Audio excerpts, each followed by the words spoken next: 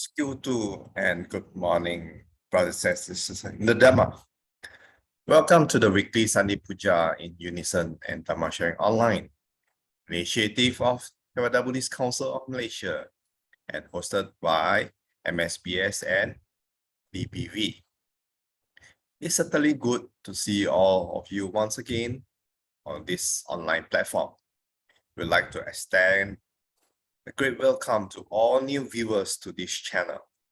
Today is the 15th of January 2023. So next Sunday, Chinese around the world will be celebrating the Lunar New Year. There won't be any online puja, but do join us for a special Chinese New Year puja at 11 p.m. on the 21st, the eve of Lunar New Year.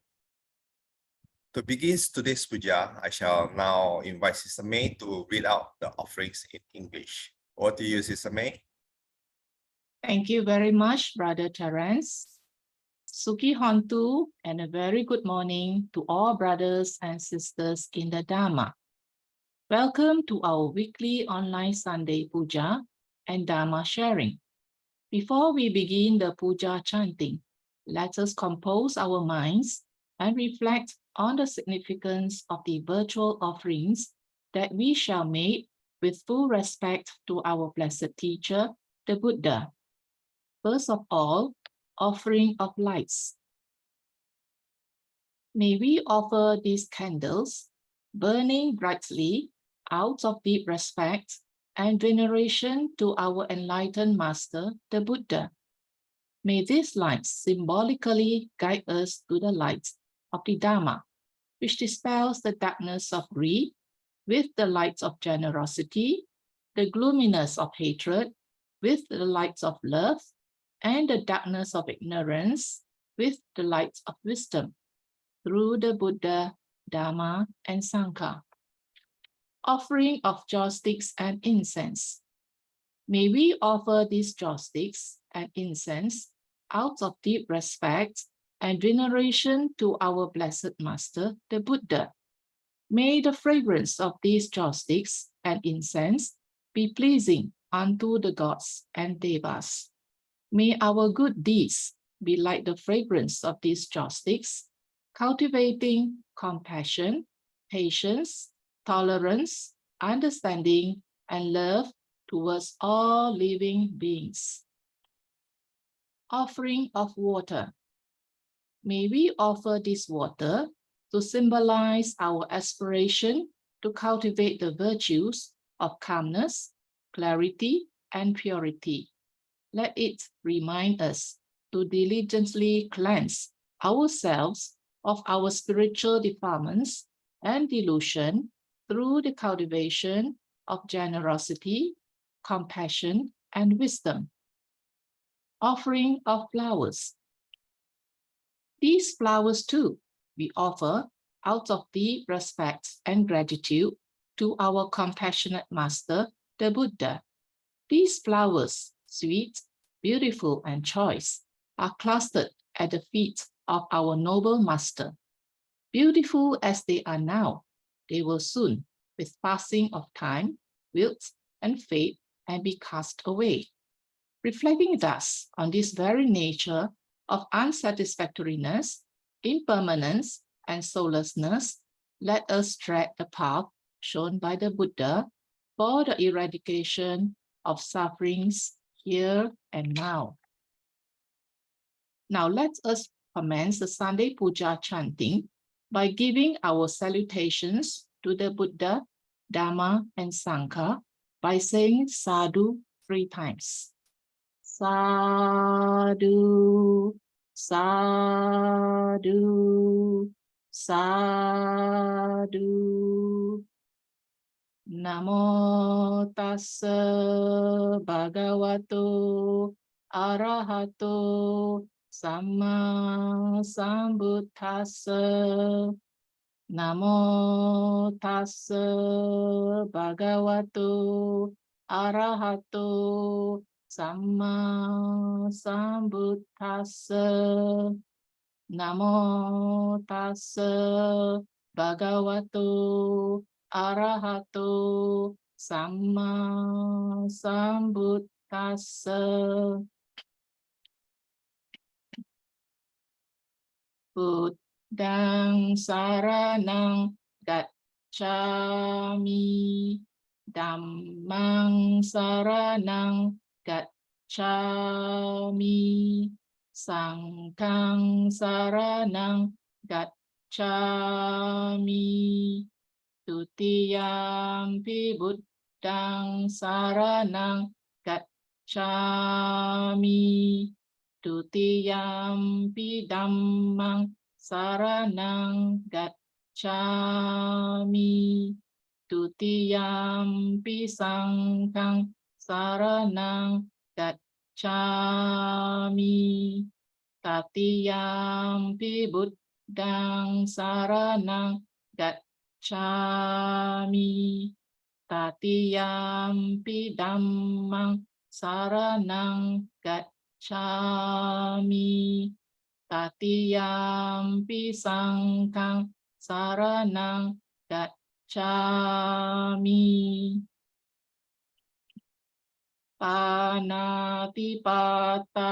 Viramani Sikkhapadang Samadhiyami Adinādāna Viramani Sikkhapadang Samadhiyami Kāmesu Micchācāra Viramani Sikkhapadang Samadhiyami Musāvāda Viramani Sikkhapadang Samadhiyami Surameraya Majjapamadatthāna Viramani Sikkhapadang Samadhiyami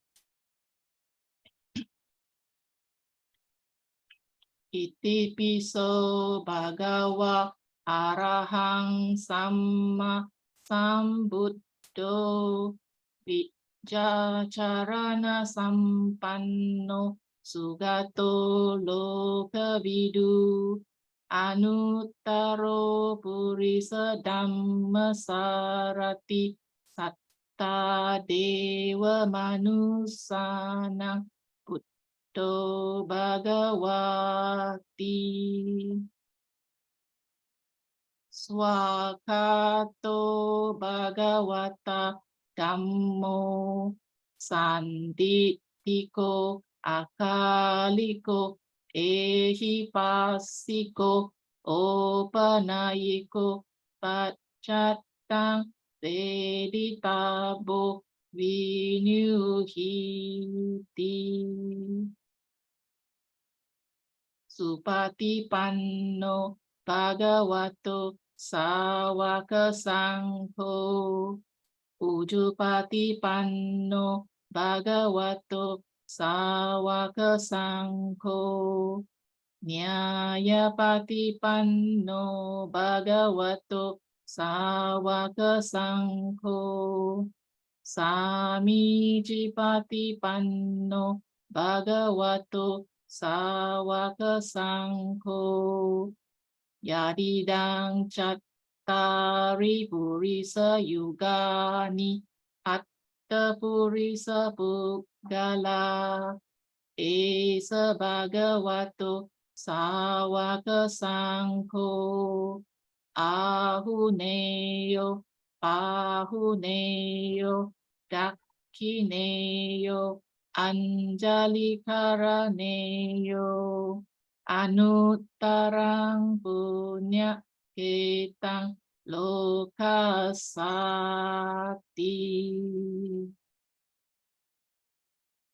Vandāmi cittiyaṃ sabbaṃ sabbathāne supatittitaṃ sāririkkhadātu mahābodhiṃ buddharūpaṃ sakalaṃ sadā yassamulle nisinno va sabbari vijayaṃ akha patto sabbanyutaṃ sat ตาวันเดธัมโบธิพาดปังอิเมเอเตมหาโบธิโลกนัตเทนะภูจิตาอหังปิเตนะมัสสามิโบธิราชานะมัตตุเต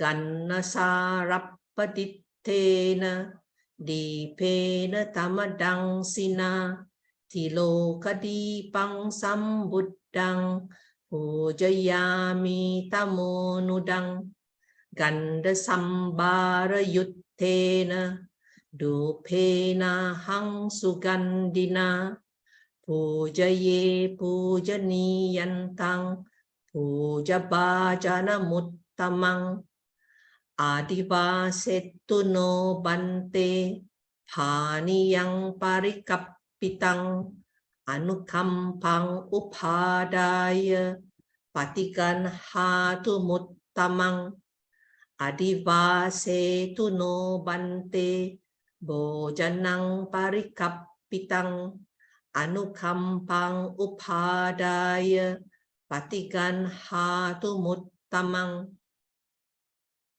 อดิวาเสตุโนบันเตกิลานาปัจจยังอิมังอนุคัมปังอุปาดายปฏิกันหาตุมุตตมังวันนกันนากุโนเปตังเอตังกุสุมสันตติงปูจยามิมุนิงดัสสะสิริพาดาสโรรุเฮปูเจมิบุตดังกุสุเมนะเนนะปุญเยนะเมเทนะจะโหตุมกกังปุพังมิลายติยทาอิดังเมขายโยทัทายาติวินาสบาวังอัคคาสัทธาชบุมมัตตาเดวานากามหิตติกาปุญญันทังอนุโมดิทวาชิรังรักขันตุโลกสาสนังอัคคาสัทธาชบุมมัตตาเดวานากามหิตติกาปุญญันทังอนุโมดิทวาชิรัมรักขันตุเดสนังอัคคาสัทธาชบุมมัตตาเดวานากามหิตติกาปุญญันทังอนุโมดิทวาชิรัมรักขันตุมัมปรังเดโววัสสตุคาเลนะสัสสะสัมปัตติเหตุเจปิโตภาวตุโลโกเจราจาภาวตุดัมมิโกอิดัมเมยาตินังโหตุสุขิตาหันตุญญาตโยอิดังเมญาตินังโหตุสุขิตาหันตุญญาตโยอิดังเมยาตินังโหตุสุขิตาหันตุญญาตโยอิมินาปุญญคัมเมนะมาเมบาลาสัมมากโมสัตตัมสัมมากโมโหตุยาวนิบบานปัตติยาขายเยนะวาจาจิตเทนะภมาเดนะมายากตังอัจฉยังกัมเมบันเตภูริปัญญาตถาคตาขายเยนะวาจาจิตเตนะภมาเดนะมายากตังอัจฉยังกัมเมดัมมาสันดิตติกาอคาลิกาขายเยนะวาจาจิตเตนะภมาเดนะมายากตังอัจฉยังกัมเมสังฆาสุปฏิปันนาอนุตตราการณียามัตตคุสเลนะยังตังสันตังปดังอภิสเมจฉาสัก Sako uju cha suju cha suvacho cha samudu anatimani santu sako cha subaro cha apakicho cha salahu kavuti santingrio cha nipako cha apagabbo kulesu ananugito Nachakudang samacare kinci yenya vinyu pare upawadeyu Sukinova kemino hontu sabbe satta bhavantu sukitatta ye ke cipana bhutatti tasava tavarava anavasesa Digavaye mahantava Majjima rasakanukatula Dittavaye va aditta Ye chadure vasanti avidure Bhutava sambhave siva Sabbe satta bhavantu sukitatta Naparo parang nikupeta nyati manyeta katachinang kanchi biaro sanapatika sanya nanyamanya sadukha micheya mata yatani yang puttang ayusa eka putta manurakhe evang pisab Babhutesu manasang bhavaye aparimanang mettang cha sabbalokasming manasang bhavaye aparimanang uttang addo cha tiriyan cha asambadang averang asappatang Tang charang nisinova sayanova yavatassa vigatamiddo etang sating aditteya brahmametang viharang idamahu ditting cha anupagamma silava dassanena sampanno Kame suvineya gedang nahi jatu gabbaseyang punareti etena satcha vajjena sottite hotu sabbada etena satcha vajjena sottite hotu sabbada Etena satcha vajjena sottite hotu sabbada. By this declaration of the truth, may you be safe at all times. Sadhu, sadhu, sadhu.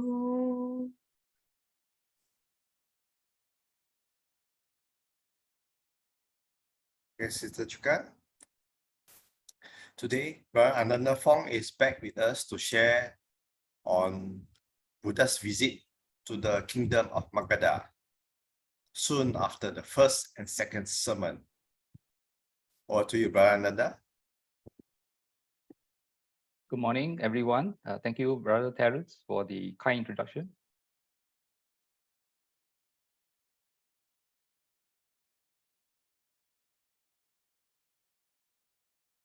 Okay, share screen.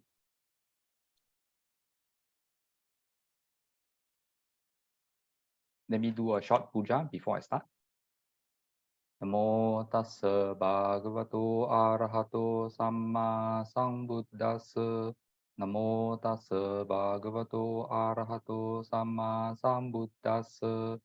Namo tassa bhagavato arahato samma sambuddhassa. As Brother Terence has kindly introduced the topic this morning. Now, this particular topic is important because of an interesting and very important character in the Buddha's life, and also the Buddha's dispensation, in the sense that appeal to the kings. There are many kingdoms in those days, and what it called, whether you get support or the kings may go against you, will play a big role in the ability of the Buddha's teachings being able to spread far and wide.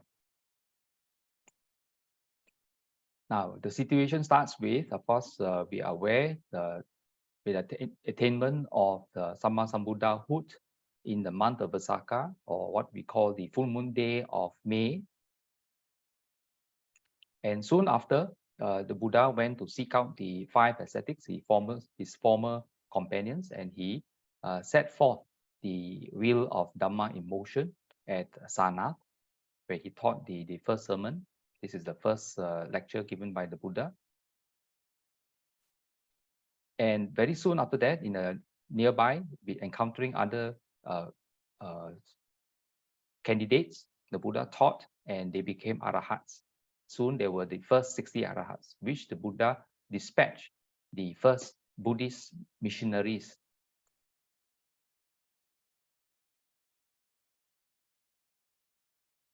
Now, when he dispatched the first Buddhist missionaries, the Buddha told that the 60 arahats should try to move in different directions, not 2 by 2, but singly.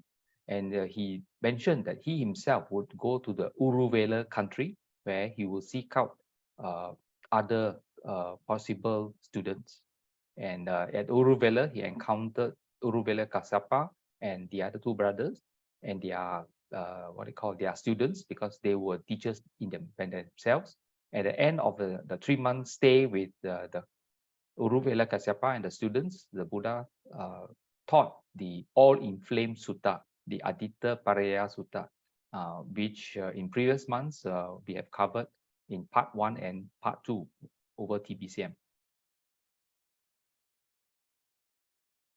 Now, the encounter of King Bimbisara with the Buddha, but in this particular case, their first meeting. At that time, the person who later became the Buddha was just a seeker. So King Bimbisara was 5 years junior to Prince Siddhartha, who had just renounced the palace life at Kapilavatthu in the northern country of Sakya. So he first met the prince while he was an ascetic. So the Prince Siddhartha had newly renounced the world, became ascetic Gautama. We do not call him the Buddha then, because he was not. He was an ascetic. And he met this ascetic when he was on alms round in 𝓤𝓾𝓷𝓷, the capital city of the Magadha kingdom, and of which, of course, King Bimbisara was its king. So very much taken by the stately appearance and mindful decorum of this ascetic Gautama, the king with his retinue went up to the royal ascetic, and they were curious about his ancestry and birthplace. Now, I'm sure in those days, ascetic Gautama was not the only ascetic wandering the streets on alms round. There were many others. The fact that King Bimbisara noticed this particular ascetic is of note. So after knowing he was of royal descent, King Bimbisara offered him half his kingdom. The royal ascetic declined, as he sought enlightenment and not sense pleasures, which wealth brings.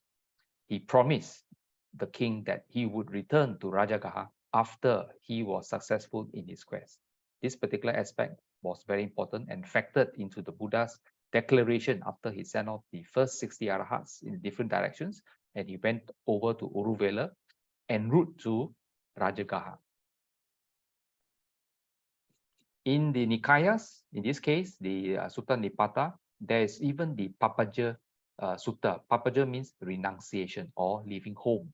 And this sutta is contained in the Sutta Nipata of the Khuddaka Nikaya. And here it says, the narrator, "Now I tell you of the leaving home. He, the mighty seer, went forth, how he was questioned and described the reason of his leaving home. The crowded life lived in the house exhales an atmosphere of dust, but leaving home is open wide. Seeing this, he chose leaving home. By doing so, did he reject all bodily evil acts? He rejected too wrong ways of speech. His livelihood he purified. He went to 𝓤𝓾𝓷𝓷 town, hill-guarded fort of Magadhans. There he, the ascetic 𝓤𝓾𝓷𝓲𝓪, walked for alms, with many a mark of excellence. King Bimbisara, from which his palace saw him passing by, and when he saw such excellence in all his marks. Marks means the ascetic 𝓤𝓾𝓷𝓲𝓪 exhibited the two marks on his body. Of course, the king could not see all, but the certain characteristics he was able to recognize. So Bimbisara, look, sirs, he said, how stately is that man, handsome, how pure, how perfect is his gait, with eyes downcast, mindful, he looks only a plough yoke's length ahead. He is surely not of humble birth. Send forth royal messengers at once upon the path the bhikkhu takes. And the messengers were sent at once and followed closely in his wake. Now, which way will the bhikkhu go? Where has he chosen his abode? Now, interestingly, now the ascetic 𝓤𝓾𝓷𝓲𝓪 had people following him to find out where he went. He wanders on from house to house, guarding sand stores with real restraint, fully aware and mindful. His alms bowl soon was full. His alms round is now done. The sage was setting out and leaving town, taking the road to Pandava, and he was living on its hill. Now, when he came to his abode, the messengers went up to him, though one of them turned back again to give the king reply. The bhikkhu, sire, is like a lion, or like a tiger, like a bull, and seated in a mountain cave in the eastern slope of Pandava. The warrior hears the runner's tale. When summoning up a coach of state, he drove in haste from out of the town, out to the hill of Pandava. He drove as far as he could go, and then descended from the coach. And the little distance that remained, he went on foot, drew near the sage. The king sat down, and he exchanged greetings and asked about his health. When this exchange of courtesy was done, the king then spoke to him these words. You are indeed quite young, a youth, a man in life's first phase. You have the good looks of a man of high-born warrior noble stock, one fit to grace a first-rate force, to lead the troops of elephants. Wealth can I give you to enjoy. Please tell me of your birth. And ascetic 𝓤𝓾𝓷𝓲𝓪 mentioned, straight over there, O king, the Himalayas can be seen. There, with wealth and energy, living among the Kosalans. Now, interestingly, living among the Kosalans. Now, since ascetic 𝓤𝓾𝓷𝓲𝓪, or formerly Prince Siddhartha, came from the Sakyan country, it is curious why he referred to the aspect of living among the Kosalans.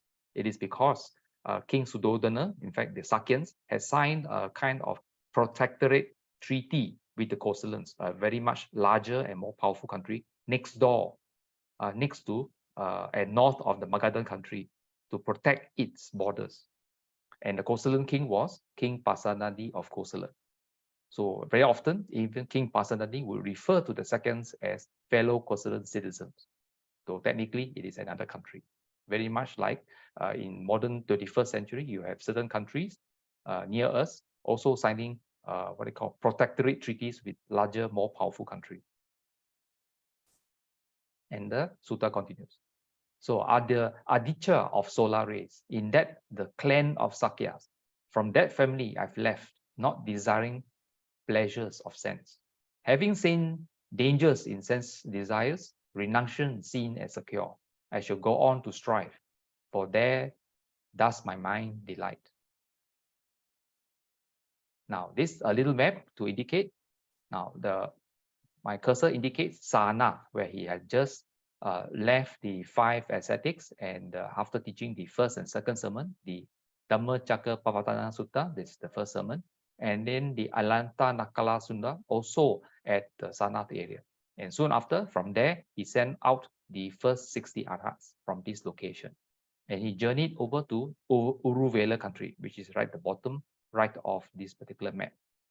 Now, 𝓤𝓾𝓷𝓲𝓪 is actually within the Magadha country, and is a short distance from 𝓤𝓾𝓷𝓷, the capital city, which later the Buddha would journey to.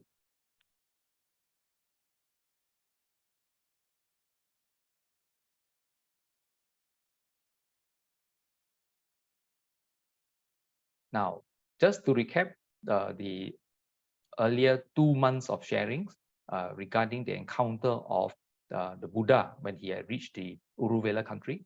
At that time, they called 3 hermit brothers, 𝓤𝓾𝓷𝓲𝓵, the eldest, 𝓤𝓷𝓷𝓷, the middle brother, and 𝓤𝓾𝓳𝓪 happened to be dwelling in the 𝓤𝓾𝓷 forest. Of the 3, 𝓤𝓾𝓳𝓪 was the leader and teacher of 500 hermit disciples, 𝓤𝓷𝓷 300, and 𝓤𝓾𝓳𝓪 200 disciples. So all in all, among all the 3 Kasyapa brothers, they had 1,000 disciples. They were fire worshippers, and they were also known as matted hair ascetics. So they were not bald, they had their hair tied up in the mat. Now, the first Patihariya is indicative of the first what they call psychic feat which the Buddha showed to 𝓤𝓾𝓷𝓲𝓵 and his 500 over ascetics staying just nearby. And there were a total of 16 psychic feats during this episode. That means the 3-month stay in which the Buddha stayed with the 𝓤𝓾𝓷𝓲𝓵 in this 𝓤𝓾𝓷 country. So the Buddha went to the hermitage of 𝓤𝓾𝓷𝓲𝓵 and made a request thus: if it's not too much of a burden to you, O Kasyapa, I would like to stay at your fireplace for 1 night. And 𝓤𝓾𝓷𝓲𝓵 said, it is no burden for me. But what I especially want to tell you is that at this fireplace, there is a very savage and powerful naga or serpent. Naga is a kind of serpent-like or dragon-like being that is able to spew up what they call smoke and flames, which means if the naga is not happy with you, the naga can literally incinerate us. So I do not like the Naga king to harm you, monk. The Buddha made the request for the 2nd and then the 3rd time. But after repeated pestering by the Buddha to 𝓤𝓾𝓷𝓲𝓵 finally gave his assent by saying, you stay happily, O monk, as long as you desire.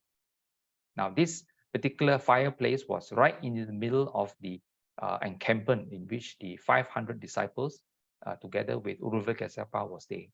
So whatever happened at this particular fireplace, everyone was able to see. So when the permission was given by 𝓤𝓾𝓷𝓲𝓵, the Buddha entered the fireplace, spread the small grass mat, and remained sitting cross-legged on it, keeping his body upright and directed his mind intently on the object of meditation.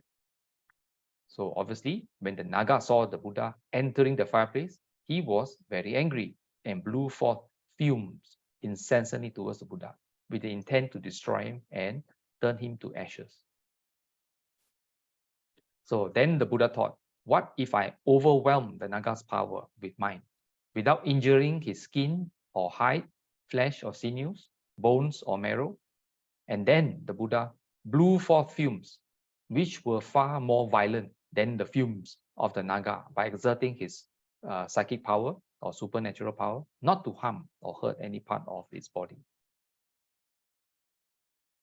So being unable to contain his anger, the Naga sent out blazing flames again. By developing the jhana of the fire device, Tejo Kasina, the Buddha produced more violent flames. The whole fireplace appeared to be blazing because of the enormous flames of the Buddha and the Naga. And the picture on the left indicates, like from outside, from the windows and doorways, outside people would definitely see flames spilling out of this so-called fireplace, this kitchen area. Then the hermits, led by their teacher, 𝓤𝓾𝓷𝓲𝓵, gathered round the fireplace, and he said in fear, friends, the immensely handsome great monk has been harmed by the Naga. So when the night had passed and the morning came, the Buddha, having overwhelmed the Naga by his power, without touching or hurting any part of his body, placed him inside the alms bowl and showed him to 𝓤𝓾𝓷𝓲𝓵, saying, O Kasyapa, this is the Naga spoken of by you. I have overwhelmed him by my power. So as indicated on the picture on the bottom right. So this is the first psychic feat which the Buddha exercised during his first encounter with 𝓤𝓾𝓷𝓸𝓷 and his disciples. And this particular episode, over 3 months, had 16 such psychic feats, ending with number 16, in which there was torrential rain and flash floods. So obviously in those days, drainage was not so good also. They had flash floods, and most of the disciples, including 𝓤𝓾𝓷𝓸𝓷, vacated camp and went up to higher ground for safety. But he forgot that his guest, the ascetic, the Buddha, was actually staying nearby, and he borrowed a what they call a sampan, a small boat, together with a few disciples, rowed over with the intent of saving the Buddha. But number 16th psychic feat, the Buddha used his psychic powers to push back and create an invisible wall in which the flood waters would not overwhelm him. Okay, and the Buddha was literally walking on dry ground, surrounded by a wall of flood waters. That was a 16th psychic feat, and it was then when the Buddha declared to 𝓤𝓾𝓷𝓸𝓷, who had a wrong view that he was an arahat and enlightened. And the Buddha said, "You are not enlightened."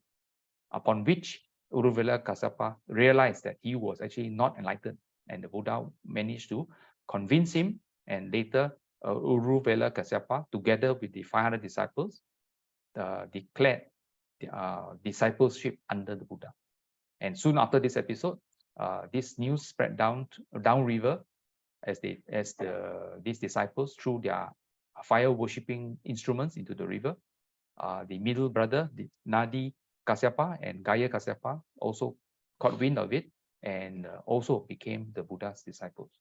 So in a short time, the Buddha had 1,003 disciples under him. But the Buddha had not taught any Dhamma to them at the time.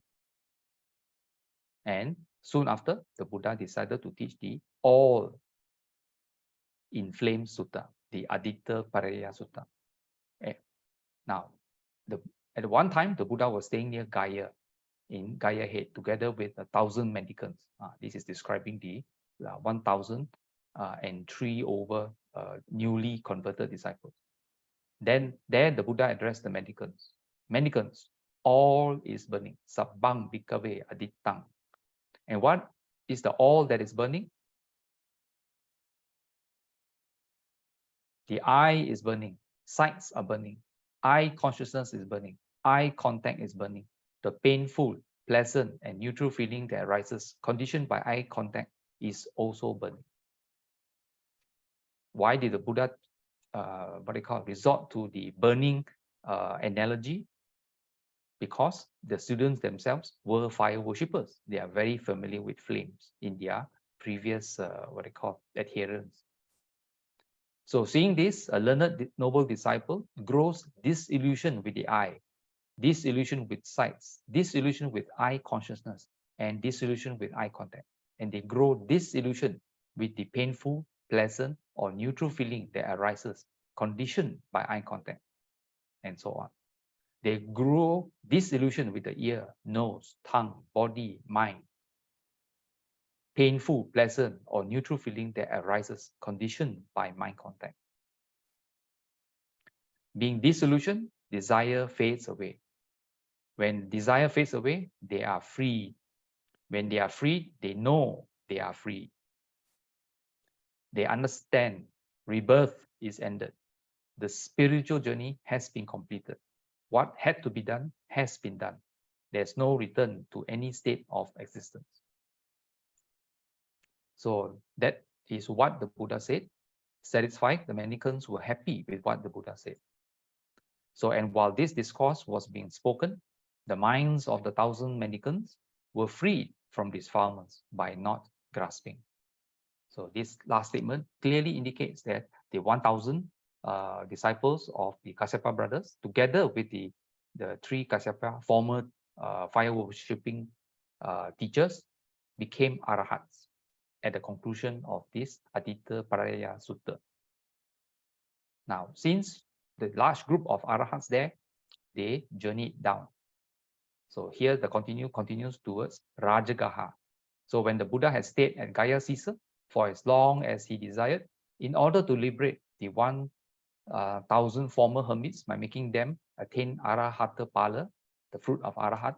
He went out for Rajagaha, accompanied by them who were then Arahats. The visit to Rajagaha was to comply with the request made by King Bimbisara when he met as he started his going forth. So as I shared with you earlier. So Venerable Sir, may I make this request? When you have gained enlightenment, let my country be the first you bless with your visit. So eventually, the Buddha arrived at the large Pamitra sapling grove near Rajagaha.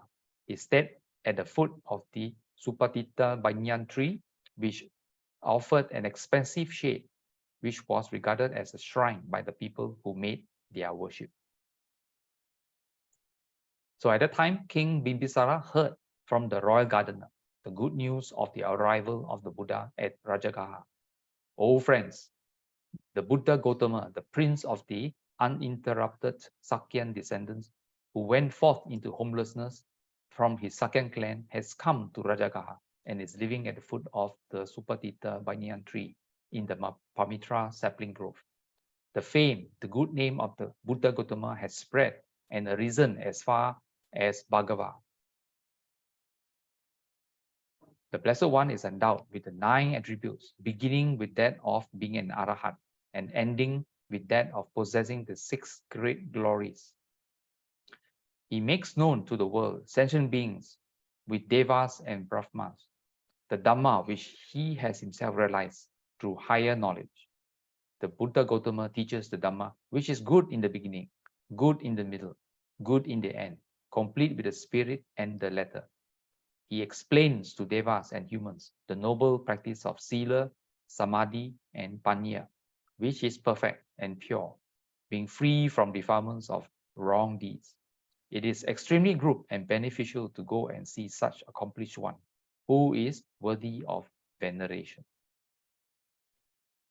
So the royal gardener was very friendly towards the king, obviously, can say so many things to the king.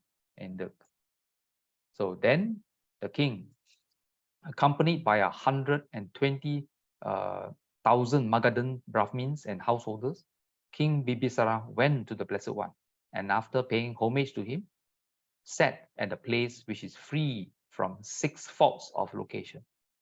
What are these 6 faults?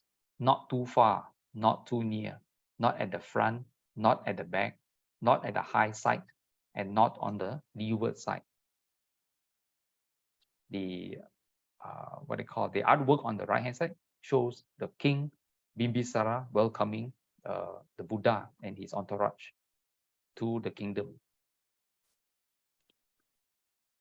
Now, of the 120,000 householders who had accompanied the king, some paid homage to the Blessed One and sat at a side free from the 6 faults.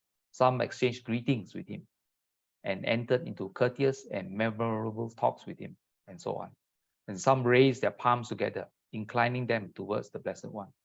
Some pronounced their names in the Blessed One's presence and took their seats at a faultless place. And number 5, some wealthy Brahmins just sat down without a word. These Brahmins were the crafty and the fools. So all kinds of people came, some very respectful and some not so respectful, but they respected the king. The king asked them to come along, so they came along. So when thus seated, thus 120,000 wealthy Brahmins felt uncertain and wondered. Thus the great monk lead the noble life under the great teacher 𝓤𝓾𝓷𝓷𝓷 as a disciple. After all, 𝓤𝓾𝓷𝓷𝓷 was a teacher of 500 disciples who stayed just nearby to Rajagaha, and he was well known. Or does 𝓤𝓾𝓷𝓷𝓷 lead the noble life under the great monk? So this was a question in many people's minds. So knowing what was in the mind of these Brahmins, the Buddha questioned Venerable 𝓤𝓾𝓷𝓷𝓷 in verse. O dear son Kasyapa, a resident of the 𝓤𝓾𝓷𝓷 forest, being a great teacher yourself, instructing the lean hermits because of their austere practices, seeing what fault did you give up fire worship? I ask of you, Kasyapa, what made you abandon fire worship? The Venerable 𝓤𝓾𝓷𝓷𝓷 replied to the Buddha in verse also. glorious Buddha, it is said by sacrificial teachers that through sacrifice, one may enjoy 5 sense pleasures, namely sight, sound, smell, taste, and touch, as well as women folk, especially the kind of women who resemble the tiger preying and devouring by means of their sensuality like claws.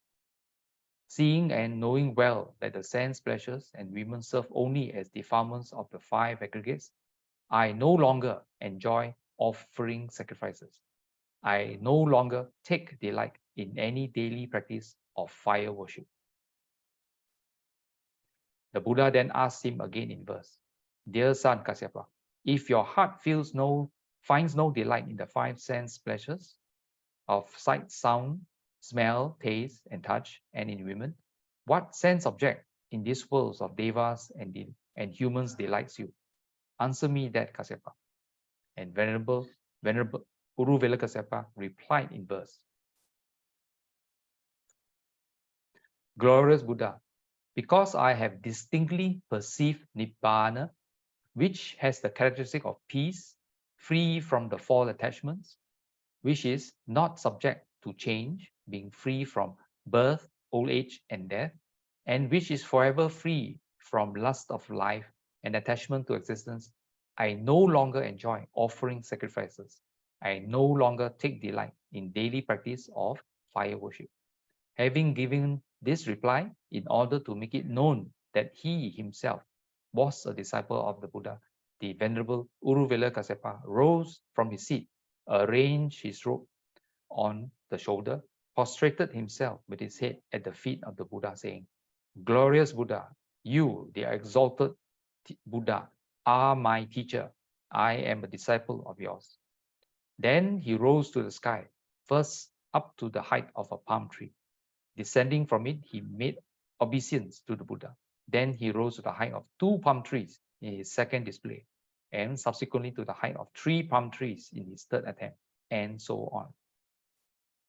So in this way, he rose up in his 7th display to the height of 7 palm trees, then descended from there, making obeisance to the Buddha, and sat at a place free from 6 faults.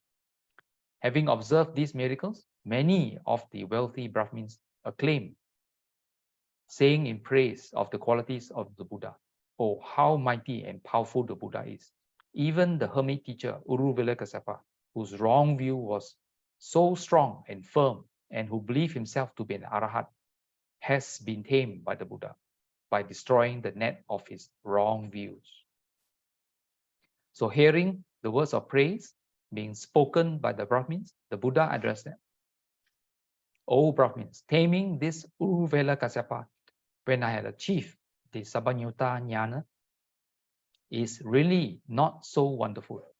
In the former existence as a Bodhisattva, not yet free from mental defilements, when I was Brahma named 𝓟𝓷𝓷, I had destroyed the net of wrong views of King Akanti, who is 𝓤𝓷𝓲𝓷 Kasyapa now. So at the request of the Brahmin audience, the Buddha recounted to them the story of 𝓚 Kasyapa. The story of 𝓚 Kasyapa may be read in detail in the 10 great Jataka stories. In this case, for the rest of us, this morning I will not share this particular Jataka, which is Jataka story number 544. So you can do a search and you can read the long version or the abridged version. The link to this, the shorter version, is available at the bottom of this page. Now, 𝓼𝓾𝓷𝓵, which translated means gradual discourse. When the Buddha became aware through his Cetopariya Abhinya, their minds have now been free from doubt. He taught the audience of 120,000 monks and Brahmins, headed by King Bimbisara, the course of moral practice leading to the realization of path and fruitations, Maggaphala. So this aspect of gradual instruction, gradual discourse, is used frequently by the Buddha throughout his 45 years of teaching, depending on the audience. He would start with discourse on charity, 𝓚𝓾𝓷𝓭𝓪, Kata means a discourse or commentary. Discourse on morality, 𝓤𝓾𝓷𝓷𝓷. Discourse on happy destination, 𝓟𝓾𝓷𝓲𝓪. And discourse on the good path. And the line of conduct for the realization of Maggaphala and Nibbana, as well as Kammanang Adinavakata, together with Nekkhamma Anisamsakata in the progressive manner. Now, therefore, when the Buddha knew that the minds of King Bibisara and 120,000 Brahmins had become firm and imperturbable, soft and malleable, free from hindrances, eager, gladdened, purified, and pellucid, he taught the Dhamma, which was originally discovered by him, the four truths. The 120,000 Brahmins, headed by King Bibisara, became established in Sotapadipala. The remaining 10,000 Brahmins became lay disciples, established in the threefold refuge. Now, this method of teaching, that means the Buddha didn't come across anybody and straight away taught the Four Noble Truths and so on. He will start with gradual discourse. And on the Buddha knowing the audience, that means reading their minds and see whether they were calm or not, they were imperturbable, soft, pliable, free from hindrances, only then would the Buddha reveal the teachings unique to the Buddhas, the Four Noble Truths and so on. Now, Bimbisara, the king of Magadha, who had now become a Sotapanna, Sotapanna being an Arya, the first stage of sainthood, addressed the Buddha, Lord, formerly when I was a young prince, I had 5 aspirations. Now they are fulfilled. Lord, when I was a young prince, I wished, if only the people of Magadha anointed me as a king. Glorious Buddha, this was my first aspiration, and it has now been fulfilled. If only the homage-worthy Buddha would come to this kingdom when I became king. Glorious Buddha, this is my second aspiration, and it has now been fulfilled too. If only I could pay homage and do honor to that Buddha when he visited my kingdom. And glorious Buddha, this was my third aspiration, and it has now been fulfilled too. If only the Buddha who visited my kingdom taught me the Dhamma, which would lead to Nibbana. Glorious Buddha, this was my fourth aspiration, and it has now been fulfilled too. Lord Buddha, when I was a young prince, I wished, if only I might thoroughly understand the Dhamma taught by the Buddha. Glorious Buddha, this way my fifth aspiration, and that too has now been fulfilled too. So, glorious Buddha, it is indeed very delectable to cite worldly examples, just as one turns up what lies upside down, just as one holds up a lamp in the darkness for those with eyes to see various visible objects. Even so has the Venerable Buddha revealed the Dhamma to me in many ways. Now, this portion is a stock phrase found in many suttas, uttered by many disciples who were delighted by the discourse given by the Buddha. So, glorious Buddha, I take refuge in the Buddha, in the Dhamma, in the Sangha. Glorious Buddha, may you take me as a lay disciple, established in the threefold refuge from now on till the end of my life. So, glorious Buddha, in order that I may gain merit, may you kindly accept my invitation to meal, together with the community of bhikkhus. On thus being invited, the Buddha remained silent, signifying his acceptance of King Bibisara's invitation to the morning meal the next day. Now, this morning sharing ends, but we'll continue in later months, especially after offering dana. The King Bibisara had forgotten to think of his departed relatives, and because of this, the departed relatives, especially those who were born in the Peta worlds and so on, the King Bibisara that night, after offering the dana to the Buddha, had a dream. Not a happy dream, because the Petas, his former relatives, were disturbing him. And the next day, King Bibisara related this horrible dream to the Buddha, and the Buddha taught the 𝓤𝓾𝓷𝓷𝓷, hungry shades outside the walls. For those not familiar, 𝓤𝓾𝓷𝓷𝓷 is often cited as the sutta in which the Buddha shared regarding dedication of merits that you have generated by offering dana or doing something wholesome. So 𝓤𝓾𝓷, in the later months, I will be sharing that, and also with reference to more recent commentaries regarding the aspect of whether 𝓤𝓾𝓷𝓷 talks about transference of merits or dedication of merits. These transference and dedication are two different aspects. Okay. Now, royal patronage. Now, active patronage from different royal houses was a major contributing factor to the growth of the Sangha, its missionary activities, and successful spread of Buddhism. Admiration for Buddha was obvious when kings and rulers made their claims on his relics after his passing away. They were ready to go to battle for them. Dona, the Brahmin, divided the relics into 8 equal parts for the 8 rulers to avoid dispute. So that was just after the Mahaparinibbana of the Buddha.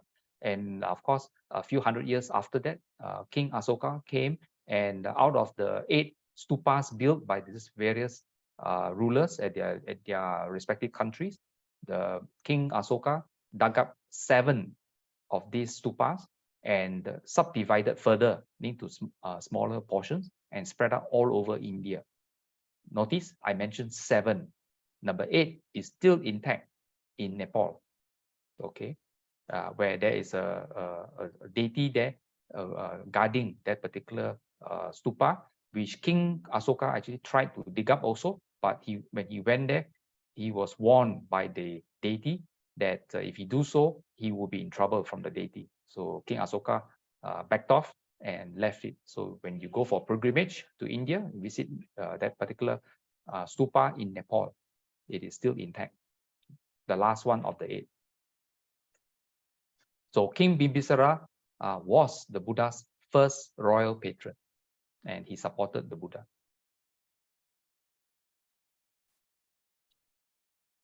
So that's all for this morning.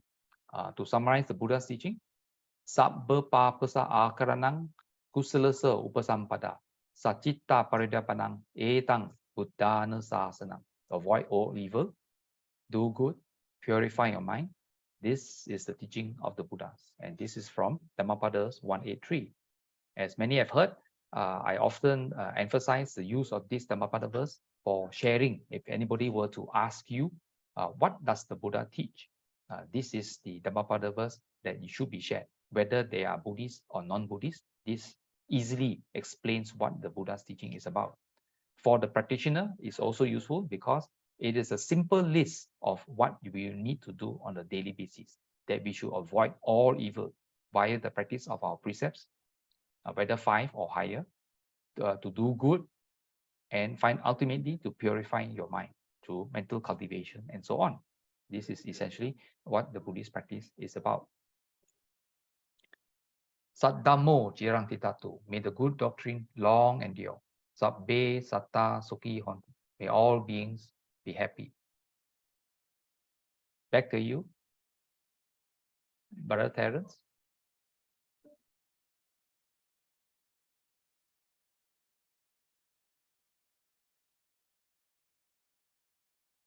Thank you once again, Brother Ānanda, for today's journey to the history when Buddha was still around. And it was fabulous to hear that a lot of royal patronage did a lot of good merits dana to the Buddha and the monks. Hopefully some of us, like the 120,000 lay followers, will get some insights to Buddha's teaching. Okay, just a gentle reminder, on the 21st of January at 11 p.m, do join us on TBCM Facebook Live, where Brother 𝓤𝓾𝓷𝓷𝓷 will lead in the chanting of in unison to ushering the year of the rabbit 2023. Okay, that's all for today. Thank you everyone for watching. For other videos, please go to the links below. Bye bye for now. See you all soon.